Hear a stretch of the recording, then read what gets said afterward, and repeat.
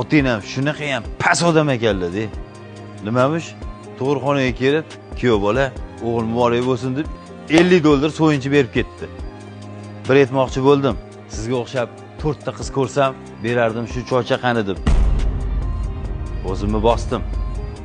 Tug'ruqxona xarajatlarini hammasini ular ko'targan bo'lsalar, yana dabdabali qilib olib chiqib berdilar. Sizga yana nima kerak? Qisa o'zini bolasiga qipti, menga emas. Odamlarni qaynotasiga o'xshab 200-300 ko'kini cho'nchagimga solib qo'ysa yarashardi. Yo'q, pas bu. Qurumsoqding. Onang nima qildi? Onamni sharmanda qilib. Onam senga aytdilar, onangizga ayting 60 kishiga mo'ljallab qovurda olib kelsin deb. Onang 30 kishiga olib kelib, onamni ham qarindoshlarini oldida sharmanda qildi. O'tirishingni qara, yerga qara. Birriymi? Tinchlikmi?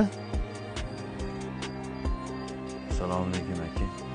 Kelin senga nima qildi? Bunaqa asabiylashasan. Ko'rmaysizmi?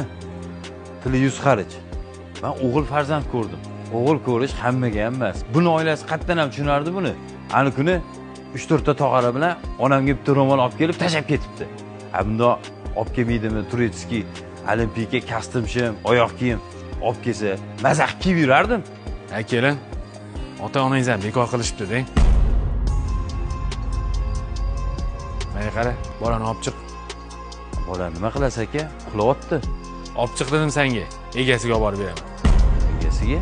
Shu bola uchun bor budini bergan egasiga olib borib beraman. Bolani egasi ham, otasi ham menman-ku aka. Menga qara. Agar bolani otasi bo'lsang, qaynota qaynonangga, xotiningga osilmagin. O'zing boq. Qaynota qaynonang senga majbur emas bosh oyoq sarpa qilib berishga. Erkak bo'lgin.